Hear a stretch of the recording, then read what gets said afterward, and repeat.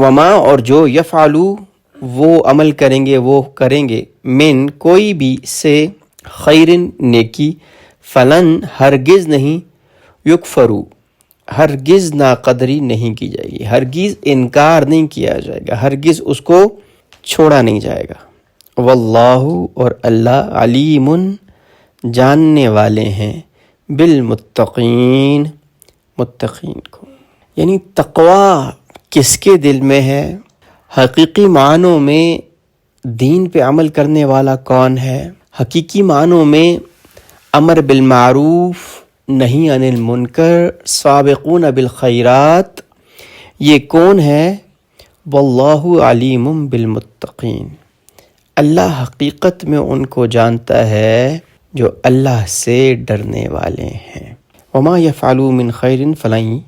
یکفروا، کہ کوئی بھی جو اچھائی کرے گا نا، جو نیکی کرے گا، یہ اللہ کا قانون ہے، یہ سمجھ لیں۔ جو محنت کرتا ہے اللہ اس کو نوازتے ہیں۔ مسلمانوں نے محنت کی، ایمان لائے، عمل صالح کیا، تو اللہ جل شانہ نے مسلمانوں کو نوازا، ساری دنیا کی حکومت عطا کی، اور مسلمانوں میں سائنسدان پیدا ہوئے، ادب والے پیدا ہوئے، ہر لحاظ سے بہتری کی طرف گامزن ہوئے۔ اور جب یورپ والوں نے، امریکہ والوں نے محنت کی تو پھر اللہ نے ان کی محنت کو ضائع نہیں کیا، اس لیے کہ وہ کوئی دہریہ ہے، کوئی مشرک ہے، کوئی جیسا بھی ہے، جو جتنی محنت کرتا ہے نا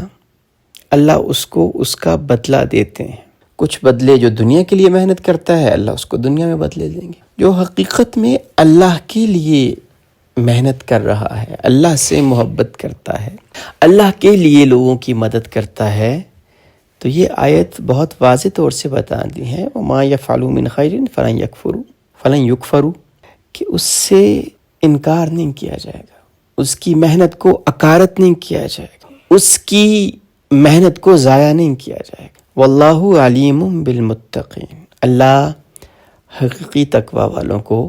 جانتے ہیں۔ ان الذين كفروا لن تغني عنهم اموالهم ولا اولادهم من الله شيئا واولئك اصحاب النار هم فيها خالدون۔ ان بے شک الذين وہ لوگ جو کفروا جنہوں نے کفر کیا، لن تغنی ہرگز نہیں کام آئے گا ان کے، عنہم ان کے، اموالہم ان کے مال، ولا اور نہ ہی اولادہم ان کی اولادیں، من اللہ اللہ کے سامنے، شیئن کچھ بھی، وَأُولَئِكَ اور یہی لوگ، اصحاب النار آگ والے ہیں، ہم وہی، فیہا اس میں، خالدون ہمیشہ رہے۔ دنیا میں دو چیزیں جو تھیں اس وقت بھی اور اب بھی، آپ کی مال اور ہماری جو اولاد ہوتی ہے، یہ فائدے دیتی ہے۔ اولاد کو اگر ہم تھوڑا ایکسپینڈ کر لیں تو اس سے مراد ہم اختیارات، تعلقات، جو ایک ہمارے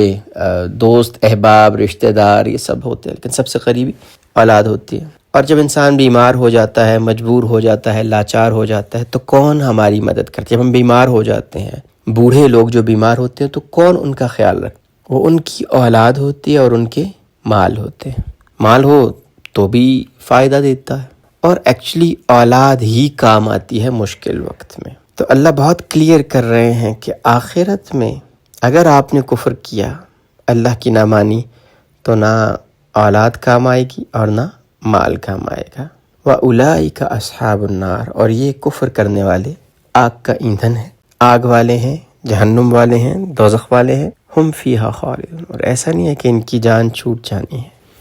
یہ ہمیشہ ہمیشہ وہیں رہیں گے۔ ایک یہ اس کا ظاہری مطلب ہے۔ دوسری امپورٹنٹ چیز سمجھ لیں کہ ابھی جو ٹاپک شروع ہونے لگا ہے نا، یہ غزوہ احد کے بارے میں بات ہوگی، غزوہ بدر، غزوہ احد، یہ اس وقت کا، یوں سمجھ لیں کہ جب غزوہ احد سے پہلے کا وقت ہے، اور یہ غزوات کے وقت کی یہ آیات ہیں۔ تو مفسرین نے ان کو اس سینس میں لیا ہے، جب بھی آپ جنگ کے لیے جاتے ہیں، تو جنگ کے لیے جب آپ جاتے ہیں تو اس کے لیے تیاری کرنی پڑتی، جنگ میں اپنا مال لگانا پڑتا، اپنی جان لگانی پڑتی ہے۔ تو کفار مکہ جو تھے بیسیکلی ان کو نبی صلی اللہ علیہ وسلم سے جو ایک بڑا مسئلہ جو ان کو تھا وہ یہ تھا، بڑی شکایت جو تھی کہ اسلام نے آ کے ان کی جو چودراہٹ تھی وہ ختم کر دی تھی۔ لوگ ان کے پاس آتے تھے، مکہ چونکہ ایک مرکز تھا، وہاں پہ بت بھی تھے، ان کو تجارت کے فائدے بھی ملتے تھے، لوگ بھی آتے تھے، لوگ نذرانے بھی چڑھاتے تھے، اور ایک طرح سے ان کی عزت بھی، سب کچھ تھا۔ جب وحدہ لا شریک کی دعوت دی گئی تو ان کی جو فائنینس تھا، جو اکنامکس تھی، اس کے اوپر بھی ضرب پڑی۔ تو یہ بھی ایک وجہ تھی، ایک بڑی وجہ اسلام سے دشمنی کی۔ تو اب یہ جو کہا جا رہا ہے ان الذین کفروا لن تغنی عنہم اموالہم ولا اولادہم من اللہ شیئا، اللہ کے مقابلے میں یہ جو ان کا اولاد کو بھیجنا ہے جنگوں کے لیے اور مال خرچ کرنا ہے اور جو جنگ کی تیاری کرنی ہے نا، یہ کسی کام آنے والا نہیں ہے، اس کا کوئی فائدہ نہیں ہوگا ان کو، اور دنیا میں بھی یہ ذلیل و رسوا ہوں گے۔ اگلی آیت میں جو ہے وہ اس کو بالکل کلیئر کر دیا جائے گا، اور آخرت میں بھی یہ جہنم میں جانے والے۔ یعنی اس سے مراد کفار جو انویسٹمنٹس کر رہے ہیں جنگ میں اور مسلمانوں کو تباہ کرنے میں، تو اگر مسلمان اللہ کے ساتھ اپنا تعلق ٹھیک رکھیں گے تو ان کو کوئی فائدہ نہیں ہونا ان انویسٹمنٹس۔ اب جنگ میں پیسہ لگانا، اس سے کیا نفع مل سکتا ہے؟ تو ظاہر جب آپ جنگ جیتیں گے آپ کو مال غنیمت ملے گا، آپ کو علاقہ ملے گا، آپ اس علاقے کے اندر جائیں گے، وہاں کی ساری زمینیں جو بھی وہاں پہ چیزیں ہیں وہ آپ کے قبضہ میں آ جائیں گی، اور جیسے کہ میں نے عرض کیا کہ کعبہ جو تھا وہ بھی ان کے قبضے میں رہے گا، ان کے بت، ان کی جو بھی چودراہٹ ہے، جو دینی ان کا منصب ہے، وہ سارے کا سارا، ہم نے سورہ بقرہ میں پڑھا تھا نا کہ جو اہل قریش ہوتے تھے، جو قریش تھے مکہ والے، وہ مینا سے آگے نہیں جاتے تھے، تو اللہ نے حکم دیا کہ نہیں، وہاں جاؤ، وہاں سے لوٹو جہاں سارے جاتے ہیں۔ تو یہ ان کی بھی یہ بھی ایک ریزن تھی۔ اور اس کے علاوہ انہوں نے بہت خرچ کیا، اور جب غزوہ احد آئے گا تو اس میں دوبارہ ہم بات کریں گے کہ مسلمانوں کو وقتی طور پہ اس میں بہت زیادہ نقصان اٹھانا پڑا تھا، اور مسلمان جو تھے وہ بہت فائنینشلی بھی اور ہر لحاظ سے ویک ہو گئے تھے۔ تو اس وقت قریش نے جو ہے نا اپنی پوری کوشش کی، پہلی مرتبہ بھی غزوہ بدر میں بھی قریش آئے تھے، غزوہ احد میں بھی قریش آئے تھے،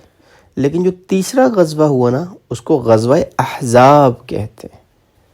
جس میں بہت سے حزب کا جمع ہے، بہت سے گروپس تھے، بہت سے گروہ تھے۔ اور اس میں کیا تھا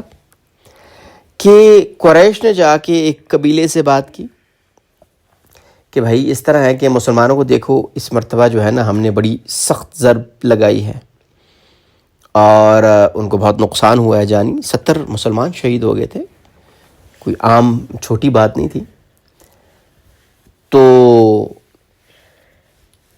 اب انہوں نے کہا کہ دیکھو مسلمانوں کو ضرب تو لگ چکی ہے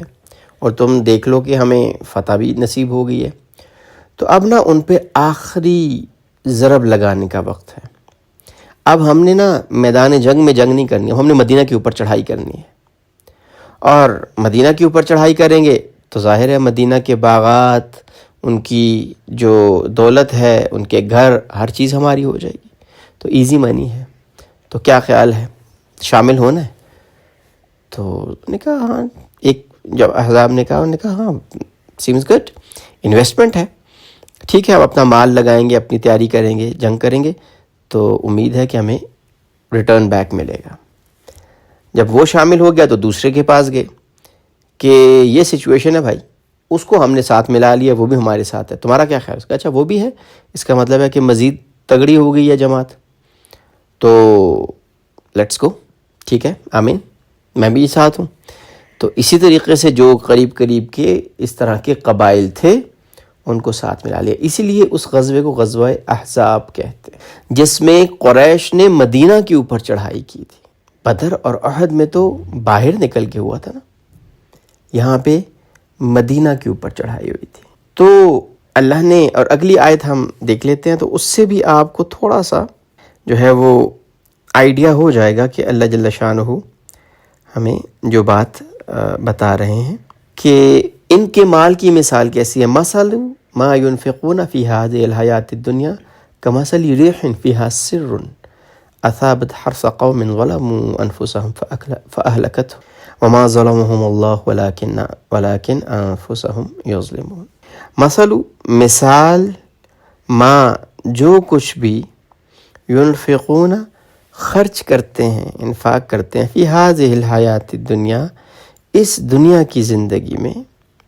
کمثل اس کی مثال ایسی ہے جیسے ریح ہوا ہو، فیہا اس میں سر پالا ہو، کوہر ہو، سردی ہو، اولے ہوں، شدید سردی والی ہوا، اصابت وہ جا لگے، وہ پہنچ جائے، حرثا کھیتی پر، قوم ایک قوم پہ، ظلموا انہوں نے ظلم کیا، انفسہم اپنی جانوں پر، فاہلکتہ پھر وہ اس کو ہلاک کر دے. وما ظلمہم اور نہیں ظلم کیا ان پر اللہ نے،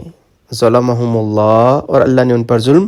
نہیں کیا، ولیکن بلکہ انفسہم اپنی جانوں پر، یظلمون وہ ظلم کرتے. یعنی یہ جو خرچ کر رہے ہیں نا، اس کی مثال ایسی ہے جیسے کسی قوم کی کھیتی ہو اور اس پہ شدید سرد ٹھنڈی ہوا چل جائے، ٹھنڈی یخ پانی، جمے ہوئے پانی والی ہوا، جس طرح اولا ہوتا ہے جمع ہوا پانی ہے، جس طرح ہمارے ہاں سردیوں میں کوہر ہوتی ہے نا، فراسٹنگ جس کو کہتے ہیں، کورا جس کو کہتے ہیں. اب یہ جو چیز ہوتی ہے یہ فصل کو خراب کرتی ہے، یا اولے ہم نے دیکھا جب بھی فصل پہ گرتے ہیں خراب ہوتے ہیں. ویسے پانی اچھا ہوتا ہے، جس طرح اللہ کے راستے میں خرچ کرنا یہ بہت اچھی چیز ہے، لیکن جب کفار خرچ کرتے ہیں، کفر کے لیے خرچ ہوگا یا ریاکاری کے لیے خرچ ہوگا تو وہ فائدہ دینے کے بجائے نقصان دے گا. تو یہ ان کی مثال ایسی ہے کہ جیسے ہوا چلی جس کے اندر شدید سردی تھی، اور سردی جو ہوتی ہے، شدید سردی جو ہوتی ہے وہ فصل کو تباہ کر دیتی ہے. اس کے اندر شدید سردی تھی، اس نے فاہلکتہ اس نے اس کو تباہ کر دیا، ہلاک کر دیا. اس کی اگر آپ مثال تھوڑی سی دیکھیں تو غزوہ خندق میں کیا ہوا تھا؟ اللہ نے یخ ٹھنڈی ہوا چلا دی تھی، شدید ٹھنڈی ہوا چلی جس سے ان کی ہانڈیاں گر جاتی تھیں اور چولہے خراب ہو جاتے تھے. اور اس ٹھنڈی یخ ہوا نے کیا کیا؟ اس میں ایک قبیلہ اٹھا، اس نے کہا کہ قریش کو بولا بھلا کہا کہ انہوں نے ہمیں بھی بیچ میں گھسیٹ لیا، اور کوئی پلان نہیں ہے، کچھ نہیں ہے، اور کچھ نظر نہیں آ رہا کہ ہم اس خندق کو پار کر کے تو وہاں پہ جا سکیں. اور انہوں نے اپنا لشکر واپس لیا، پھر آہستہ آہستہ سارے کے سارے چلے گئے. تو یہ جتنے بھی تھے، جتنے بھی یہ قبائل تھے، سب کے سب واپس ہو گئے. تو جو کچھ انہوں نے خرچ کیا تھا، جو کچھ انہوں نے تیاریوں میں خرچ کیا، جو کچھ دوران جنگ جب انہوں نے محصور کیا ہوا تھا، جب وہ آ کے بیٹھے ہوئے تھے مدینہ کے باہر، جو کچھ انہوں نے خرچ کیا، جو کچھ وہاں پہ ان پر خرچ ہوا، سارے کا سارا کیا ہو گیا؟ ضائع ہو گیا. تو یہ کفار جتنی محنتیں کر لیں، جتنی کوششیں کر لیں، جب مسلمان اللہ کے دین پہ قائم رہے گا، اللہ کی کتاب کو مضبوطی سے تھامے ہوئے ہوگا، تو پھر ان کی اولادیں اور ان کے مال اور ان کی تدبیریں اور ان کی یہ جو انویسٹمنٹس ہیں اور یہ جو انویسٹ کر رہے ہیں ہر ڈفرنٹ چیزوں میں، وہ کسی کام نہیں آئیں گے. لیکن اگر ہم خود ایمان سے آری ہیں، قرآن ہمارے اندر نہیں ہے، ہماری زندگیوں سے قرآن، ایمان، اسلام سب کچھ نکل چکا ہے، تو پھر ان کو زیادہ انویسٹمنٹ کی بھی ضرورت نہیں، پھر تو ہم ویسے ہی ان کی گود میں پڑے ہوئے ہیں. تو اس حوالے سے یعنی دونوں لحاظ سے اگر دیکھیں تو اس کے بارے میں کچھ جو ہے مثل ما ينفقون فی هذه الحیات الدنیا، جو اس دنیا کی زندگی کے لیے خرچ کرتا ہے نا، جو دنیا کی عزت پانے کے لیے، لوگوں کو دکھانے کے لیے کرتے ہیں، کچھ مفسرین نے اس کا یہ بھی اس سے مراد لیا کہ وہ ریاکاری کرتا ہے تو اس کو فائدے کے بجائے الٹا نقصان ہو، اپنے آپ کو ہلاکت میں ڈال رہے ہیں۔ اور اللہ نے ان پہ ظلم نہیں کیا کہ ان کے صدقوں کو قبول نہیں کیا، آخرت میں ان کو کوئی فائدہ نہیں ملے گا، بلکہ وَلَكِنْ أَنفُسَهُمْ يَظْلِمُونَ، وہ خود اپنی جانوں پہ ظلم کرنے والے ہیں۔ اللہ جل شانہ ہمیں اخلاص اور سمجھ اور حقیقی معنوں میں دین کے اوپر چلنے کی توفیق عطا فرمائے۔